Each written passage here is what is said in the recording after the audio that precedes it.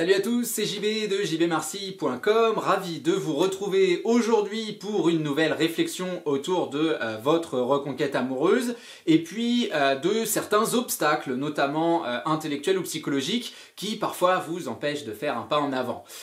Parmi ces derniers, la question que vous vous posez peut-être, qu'on m'a déjà adressée et que nous allons traiter aujourd'hui bien évidemment, représente peut-être cette espèce de prison dans laquelle vous vous trouvez, cette espèce de défiance intellectuelle qui vous empêche de rétablir le contact parce que vous estimez que c'est pas nécessairement à vous de le faire entre guillemets et surtout vous vous posez cette question à savoir qui suis-je pour détruire le bonheur de mon ex en lui tendant la main, en ouvrant un canal de communication puisque quelque part je serais dans le manque de respect de sa décision et donc dans le risque d'aller éclater cette petite bulle de joie, de liberté que mon ex s'est offert avec la rupture amoureuse. Alors moi évidemment tout de suite quand j'entends ce genre de choses je me dis qu'on va avoir là un débat excessivement intéressant, que ça va faire réagir, moi ça me fait réagir donc c'est très très bien je me dis que je vais vous proposer une réflexion qui évidemment s'oppose à cette idée là et qui vous permettra de toujours voir la reconquête amoureuse sous un angle différent permettant au moins une certaine ouverture d'esprit et puis de entraîner notre cerveau à ce marathon qui est la reconquête amoureuse. Comme vous l'imaginez, moi quand j'entends ce genre de choses, je l'accueille avec un haussement de sourcil, allais-je dire, parce que je trouve que l'idée de détruire le bonheur de l'autre, déjà de rien que par le vocabulaire, je trouve cette idée extrêmement agressive et puis moi ça me fait aussi me poser d'autres questions, notamment celui du pouvoir qu'on s'accorde et de la volonté qu'il y a lors de la reprise de contact. Si véritablement, à l'aide d'un message, parce que cette question-là, elle m'est posée véritablement dans ce contexte où on me dit, voilà, est-ce que le fait d'envoyer un message, est-ce que le fait d'appeler mon ex, est-ce que le fait de re-rentrer quelque part dans sa vie,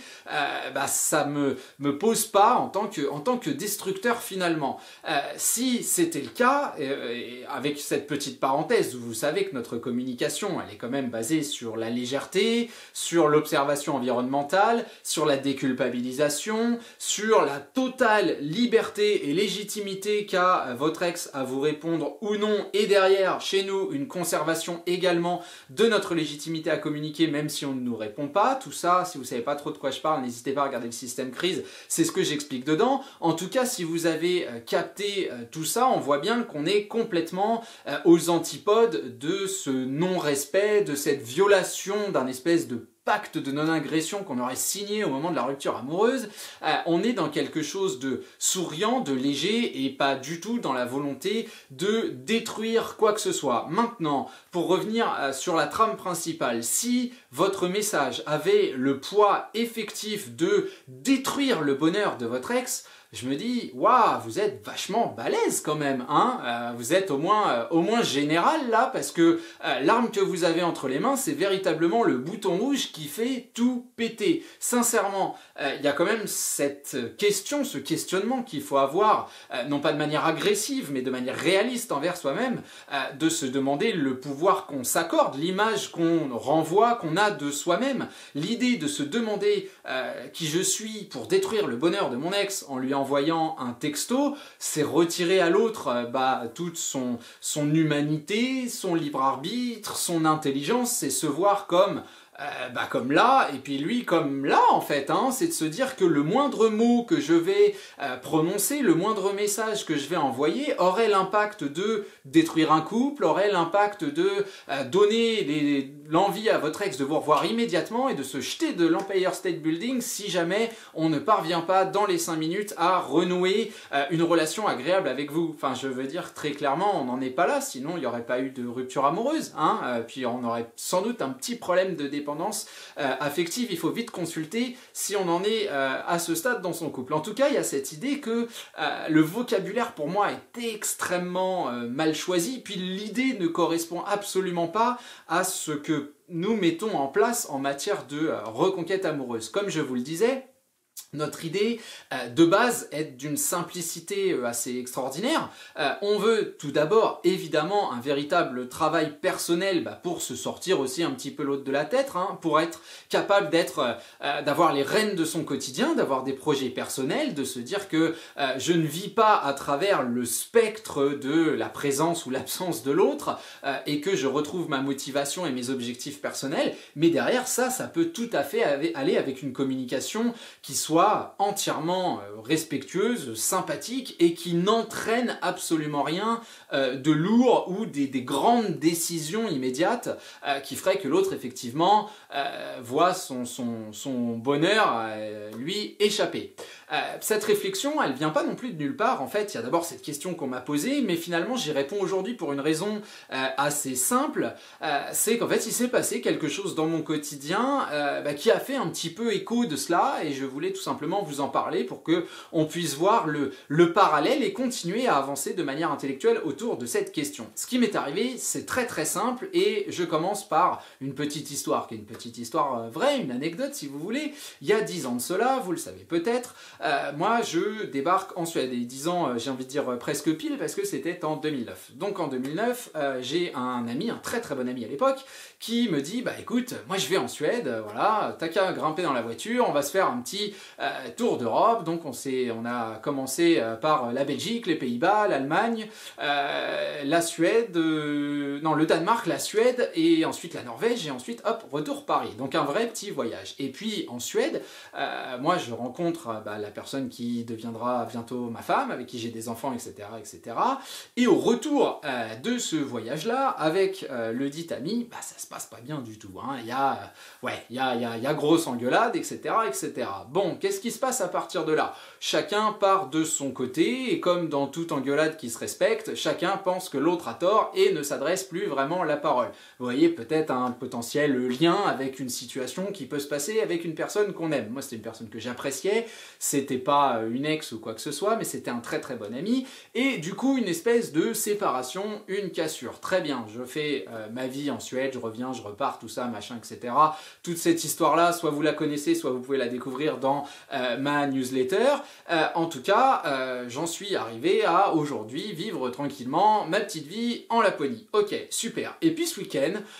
donc zéro contact avec cette personne. Et puis ce week-end, sur un réseau social bien connu, je vois apparaître une notification me disant que cette personne a laissé, non pas un message, mais un petit trait d'humour finalement, parce que c'est de ça qu'il s'agit, sur mon espace personnel. Et là, bien évidemment, comme tout être humain, je me pose la question, voilà, qu'est-ce que je fais? Qu'est-ce que je peux faire? Deux solutions très simples. Soit marquer le conflit, hein, le bétonner, de par mon attitude, de par soit une absence de réponse, ou soit qu'est-ce que c'est que ton problème, quoi, hein, qu'est-ce que tu veux, quoi, il y a un souci, voilà, potentiellement en m'interrogeant sur le pourquoi on me contacte tant d'années après, à quelle heure on m'a appelé, est-ce que c'est un pari avec d'autres gens, est-ce que, voilà, ouais, est-ce que, je sais pas, mais on est dans un contexte particulier qui influence, bla bla bla bla bla bla bla, soit je me dis, en me fiant aux faits, bon, de l'eau à passer sous les ponts, j'ai une personne qui vient au contact vers moi en me disant un truc d'une simplicité assez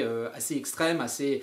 naze, hein, parce qu'en fait le dit message est complètement naze, mais c'est bien, ça déplace le focus. Et que croyez-vous que j'ai fait? Moi je me suis dit, je vais répondre sur quelque chose de la même nature, hein, un petit clin d'œil.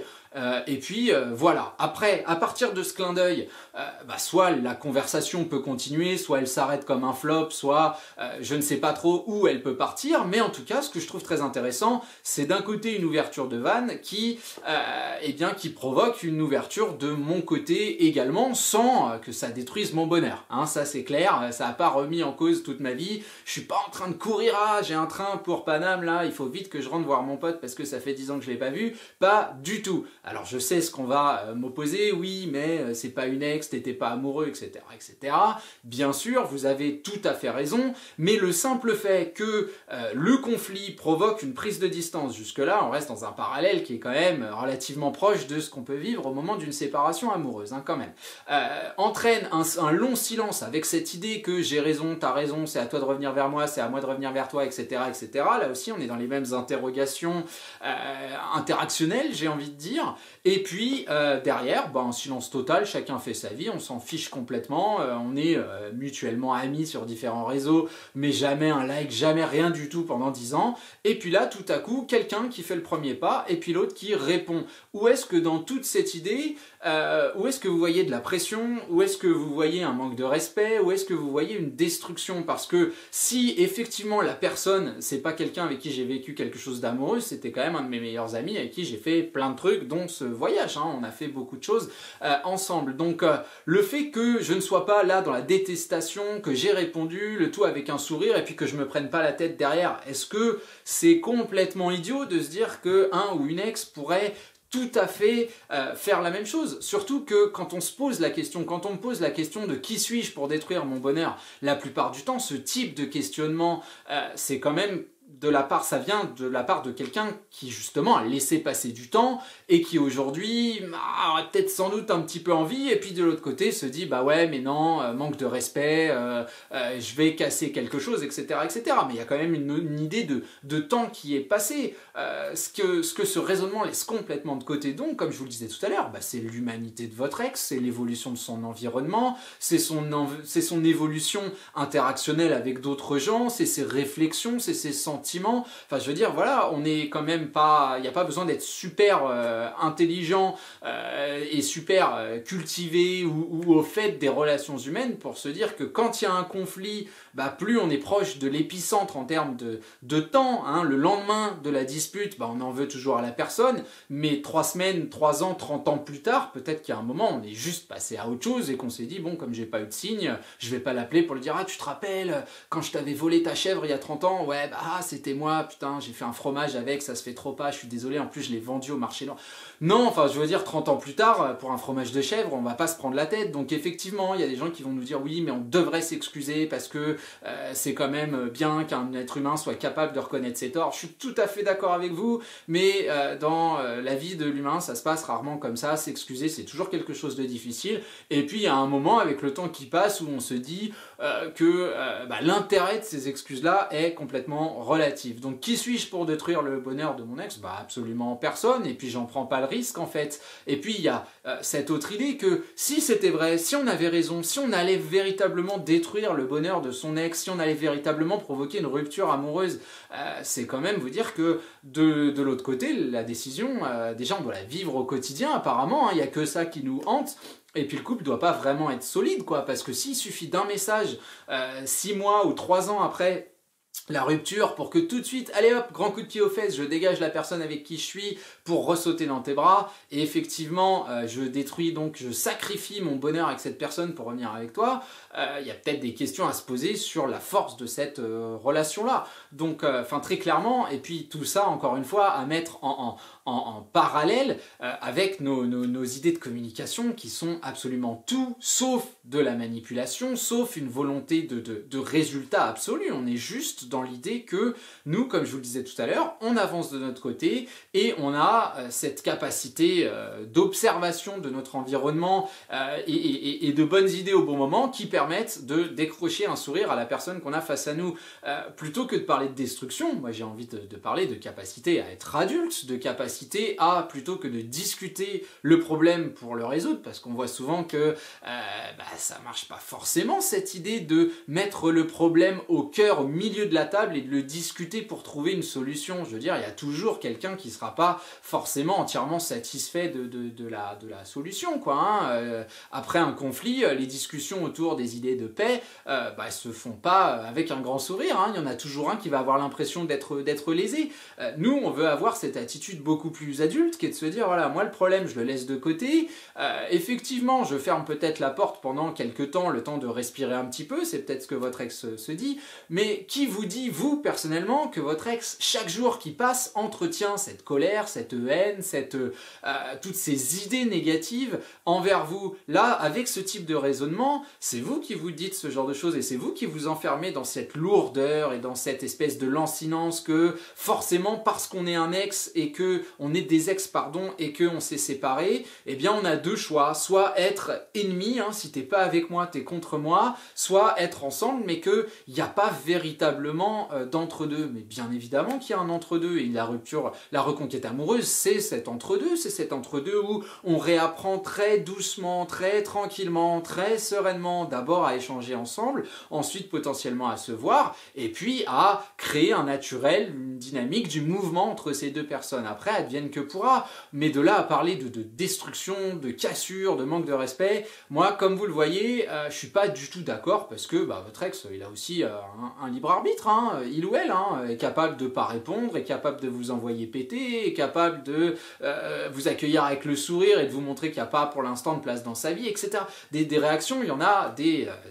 dizaines de milliers, et puis après tout peut évoluer, hein, ces réactions-là peuvent changer, il n'y a pas de souci, mais de là à se dire que je m'accorde la place du destructeur parce que j'envoie un texto à mon ex, moi personnellement je trouve ça grotesque en fait, tout simplement. Donc voilà, désolé si ça choque un petit peu, ou pas désolé, en fait ce sont mes idées, vous avez le droit de venir les contrarier si vous voulez dans les commentaires. De mon côté, je m'arrête là, n'hésitez pas à cliquer sur le descriptif de la vidéo pour tous les liens qui pourraient potentiellement vous aider dans votre reconquête amoureuse. Voilà, je vous laisse là, je vous dis à très bientôt pour un nouveau contenu autour de votre reconquête amoureuse. Salut à vous!